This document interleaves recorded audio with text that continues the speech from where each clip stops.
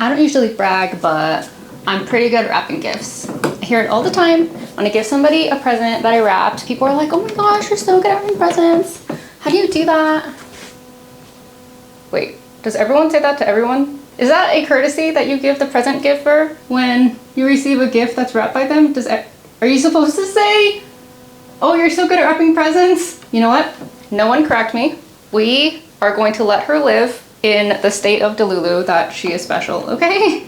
You know what though? Okay, wait, I actually do think there is some truth to that, because do you remember when in elementary school we would go to the library to pick up our textbooks? That was the day where everyone knew to pick up to bring in your paper bags, and then we would wrap the textbooks in the paper bags. You guys did that? I did that. I was always really good and fast at wrapping them that I would get asked to do other people's. Like, other people would ask me to wrap theirs. They would always be like, oh, I'm not good at this, like you're so good at this, can you just do mine? Which I now realize that we recognize that today as weaponized incompetence. But that was also the only time of the year that boys would talk to me, so win-win. Well, okay. I do think I can provide some tips in how I feel like the difference between how I wrap presents to look nice and crisp and even and neat versus what I've seen other people do or not do. So I'm gonna do that today. I have some presents to wrap just while I set up and show off my table. Did you see that, how I expanded it? I love this table. I got it from IKEA. I did a craft room tour showing this table. I will link it below if you haven't seen it. And then I love it even more after someone pointed out the fact that she has the same table, because I was saying it's so heavy and so awkward to move, and she gave me the idea to put it on rollers. Genius! Look at that! I put the wheels on it, now I can move it. Take note, IKEA. You should put wheels on heavy things. So actually that was part of the tutorial. So if you are super duper basic, this is just the 101. This is not the crazy what Japanese wrapping is, where they like go all out and wrap and with the fanciness. This is getting a square product to look decent or more than decent, and crisp and clean when it's wrapped before you want to give it to somebody. That's what this is. So we're doing step one, which is get a flat surface to work on. It should be a minimum as big as your present, I would say. Even better if it could be as big as your wrapping paper. You could do this on the floor. I've done this on the floor a lot. You could do it on your bed. I think that could be a good thing too. Just make sure all of your sheets and your blankets and stuff are flat. I would probably say the harder the surface, the better. Your bed probably being the biggest deviation from a hard surface as you can. So try to stick with a hard surface like this. Obviously you need your presents. I got scissors and tape and your wrapping paper, obviously. So I'm gonna zoom you in so we can go step by step and show you how I wrap presents. Okay, I hope this angle works. I want you to feel like you're right next to me.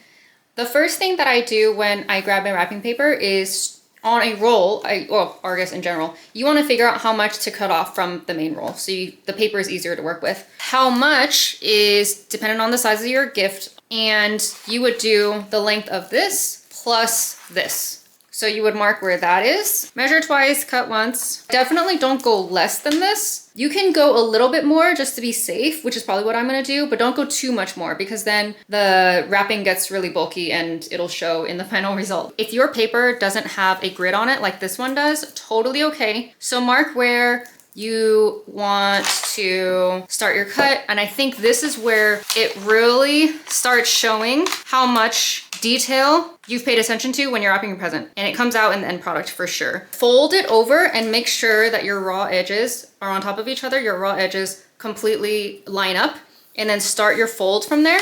And then if you did it correctly, when you end up at the other end, your raw edges should also still line up perfectly. Not only does my wrapping paper have a grid on the back, it looks like there's a grid on the front too. So maybe that's another tip.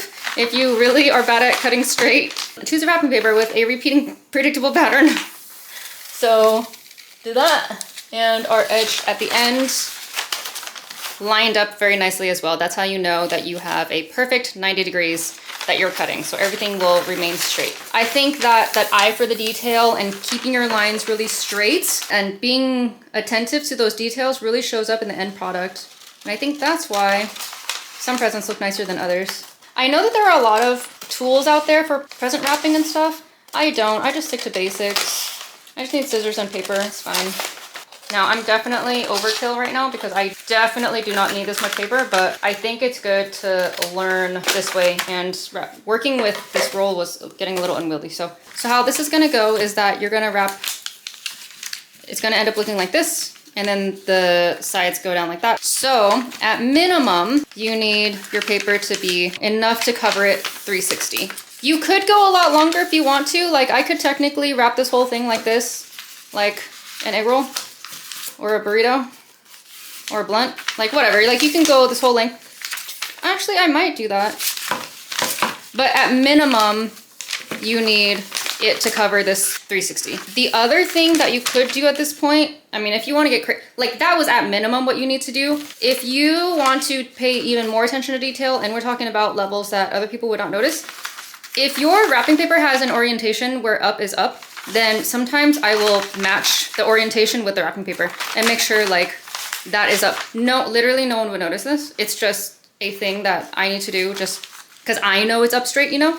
But if you use a paper that has no orientation, obviously it doesn't matter. So you can do whatever you want in that regard. If I'm rolling this a lot, it probably won't even be noticed. Another thing that you can do actually, if you want to be really secure about it, if you have a packaging that's kind of like this, is plastic on it, or if you have a box that you don't care about, I've seen people tape the wrapping paper to the present. I don't love doing that because depending on what the present is, the tape takes off part of the present. If it's like a box that's part of the toy or something, that's part of receiving that toy and there's the labels on it and stuff, I don't think you want to risk the tape taking off part of the label. But if it's something like this and it's plastic, it's probably okay. So you can do that to really secure it down and not make the paper loose. Because that's another thing that I've seen, loose wrapping paper. That's probably not a term, but loose wrapping paper, I think, shows up in the end. So I'll do something like this where I'll hold it and I'll like really push it down and then I'll crease it. When you do this though, like FYI, you make sure you eyeball it and make sure that these raw edges match up the top and the bottom one. Because the worst case scenario is you end up with some, I'm exaggerating, but a worst case scenario is you end up with something like this. You see that? And it's not straight, and then you'll have a problem when you try to fold down the corners or fold down the sides. Another thing that you should do, you see this where I'm marking my creases? You should crease it. That really adds to the overall look as well. That is a benefit of working on a hard surface, is that you can do this. In your bed, it's a little bit harder. For a bigger present, you're able to do it like that. Okay, so I'm going to, let's see, I want the bottom to end up here, so I'm gonna cut it off, maybe around there. Okay, that can be for another small present. Make sure those raw edges align here, and I'm here. I've ended up back at the bottom. Another thing that I've seen people do is when people don't like the raw edge, they will actually fold it once, like this. You can fold it.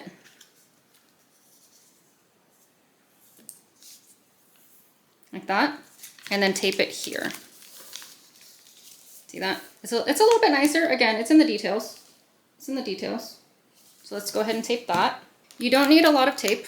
If you want to take another step forward, you would use double-sided tape, put the tape on the inside, and then seal it that way. That way the tape is not visible, but I'm okay with it. Okay. Now, position the product in the middle. In between here, you want kind of an even amount of leftover paper on the sides.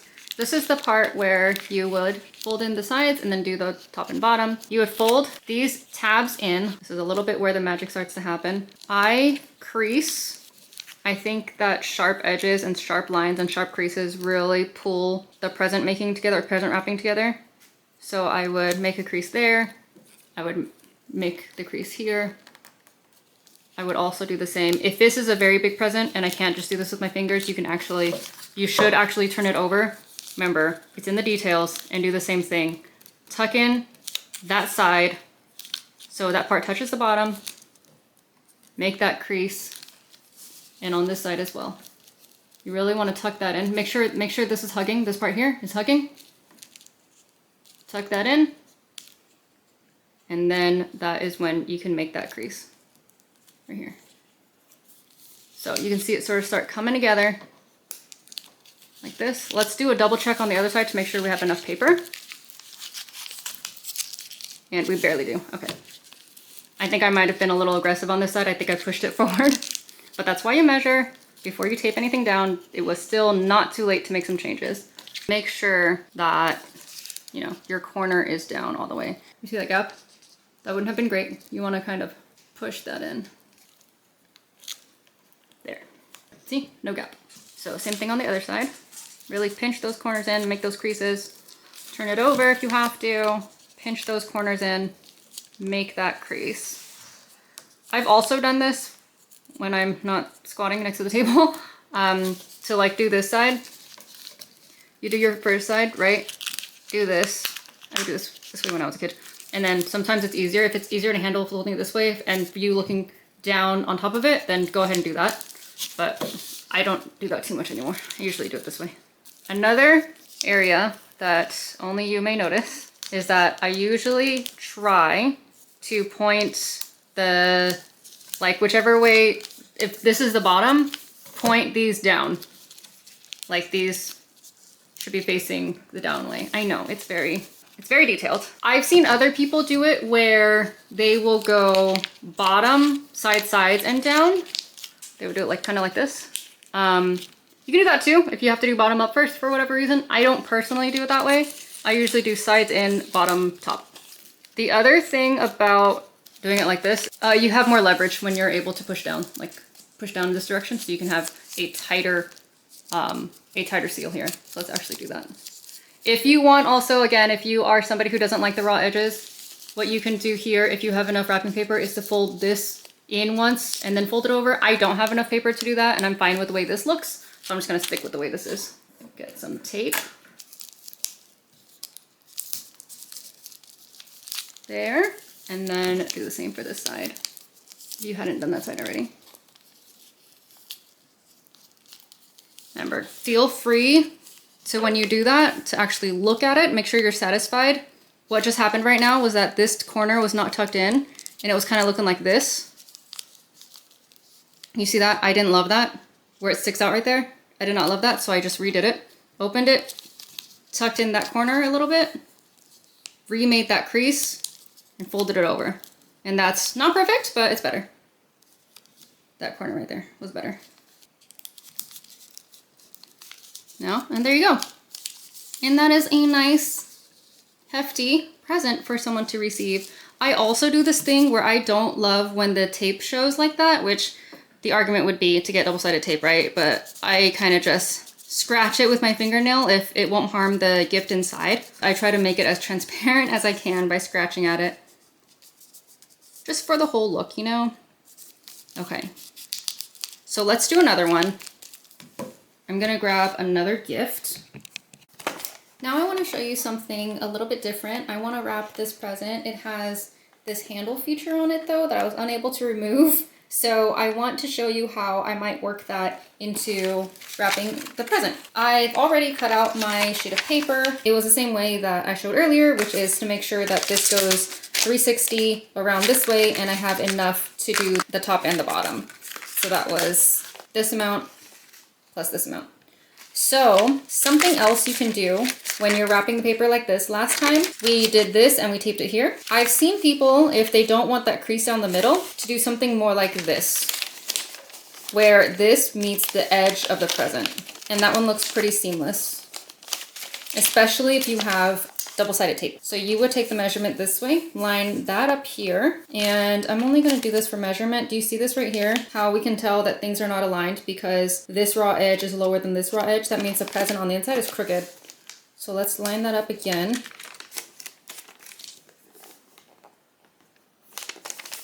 Go this way, this one over. I'm still a little bit off. Let's twist it a little bit more. I think we're mostly there. Actually, I should be looking at the top because that's where it came off. This is the top of the roll. So I should be looking more for this. Okay, that looks good. So let's keep this here. I'm putting my hand on it and I'm pushing it to make sure that this still lines up, but we're really tight on the wrapping paper. Remember? No loose wrapping paper. I want to make these creases here so I can see them in a second and you'll see why. And I want to make that crease. I also want to do these two sides and this one. Now when you unfold it, you should be able to see your creases and you'll really be able to fold those down and make those creases sharp. And that will look so good in the finished product. do that. Let's line up. Remember, what you're doing is you're lining up these edges to make sure that your angles are exactly 90 degrees. You have really sharp, crisp folds. That. And then this side,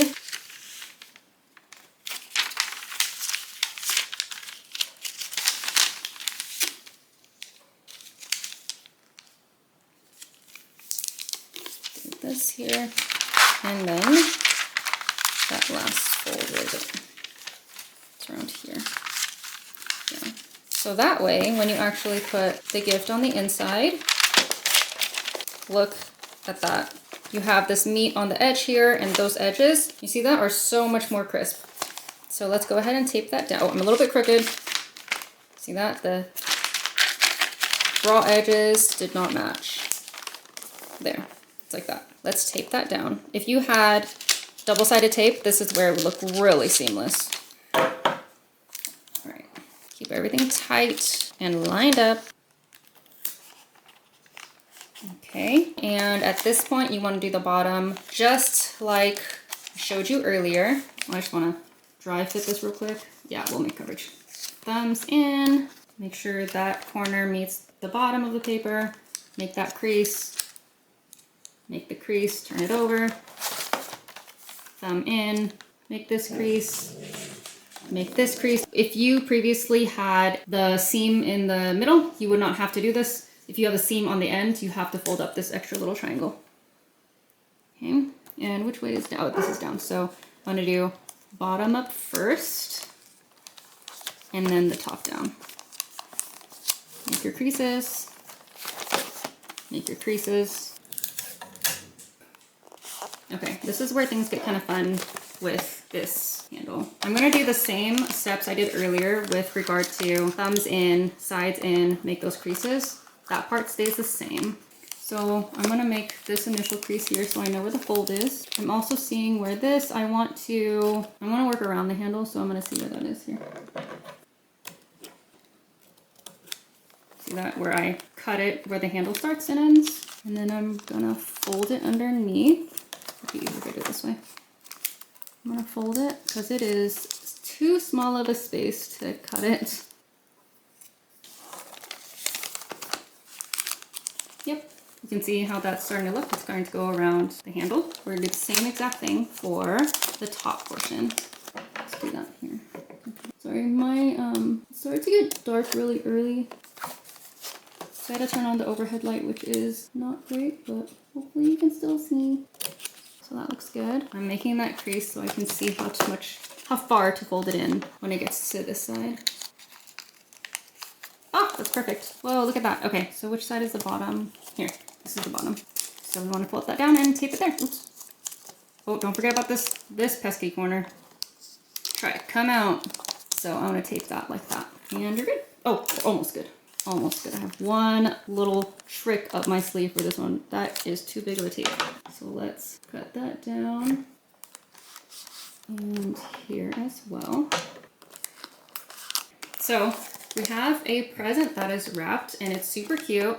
I want to do something with this though. I'm going to put a bow on it. Hang on, let me get some ribbon. All right, move things around a little bit so you can actually be next to me and you can see. So here is our gift. Here is the ribbon. And I'm going to just thread this through the handle. And I want to tie a nice bow. So heads up, there is a difference in the way that you tie bows. Depending on how you do this first knot, how you do, who does bunny ears for around? Here, let me show you the difference. So I do the first bunny ear, I'm going around, under, and through. So FYI, depending on how you do it, the bow ends up being either this way or this way. And you can try to force it as much as you want to the other direction, but it doesn't stick. So let me show you the other way, which is instead of going over like I did, I'm gonna go around and then through down.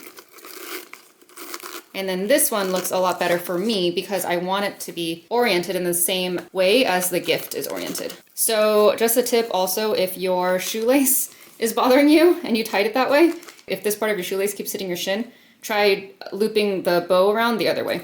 if that ever is an issue for you. I had to do this or be very mindful of which way the bow was going around when I was doing, my wedding. I had bows on chairs and it did matter which way the bows were oriented. So I had to make sure that everybody who was tying chairs did the bows the same way so that they went down instead of sideways. And I think that does that for this present.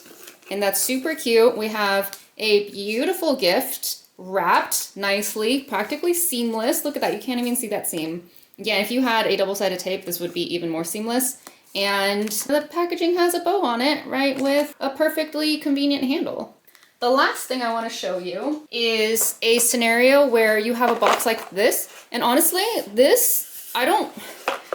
in this scenario where you would use something like this and you would wrap it the way that I showed you earlier, you would have to thumb in on a side that is very short. This is a very short height. It'll be kind of frustrating or messy to have the flaps fold down and up on something like this. Plus, when this is not a perfectly straight line, the paper can end up being like a little messy looking. So I want to show you a little bit. This might be the fanciest one out of everything that we're doing today, but it's an alternative if you have something like this or you just want to do something different. I kind of just wing it. So pray for me. Hopefully that this could work out well. So if we're doing it this way, I would start the present on a diagonal like this. And again, I really do wing it. Let's see. I want to do here. Yeah. I think you just have to make sure that you get coverage down here for when you pull this in. Do you see that? Here. Pull this in.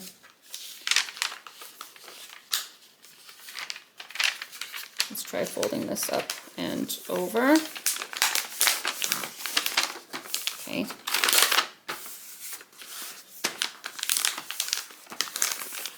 And then let's fold this side also up and over. And I'm trying my best to match up the paper down here with the edge. If it's not perfect, that's okay too. I think, here, a little bit inside more. Okay, it's okay if it's not perfect. It's hand wrapped, like, people understand. This is the part where it gets a little messy. I am actually okay with it not being like things are gonna get crinkled. I think that's okay.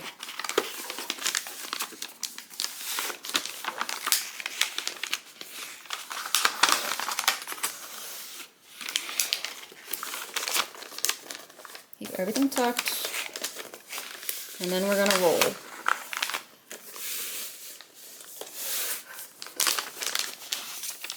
Okay, and let's look at it and let's try to fix. So I don't like that this edge has fallen off the side, so let's try to tuck that in. So I'm going to keep my hands on everything, fold it open, try to readjust this side here. Pulling it in. Let's see how that looks. See, that already looks better. So.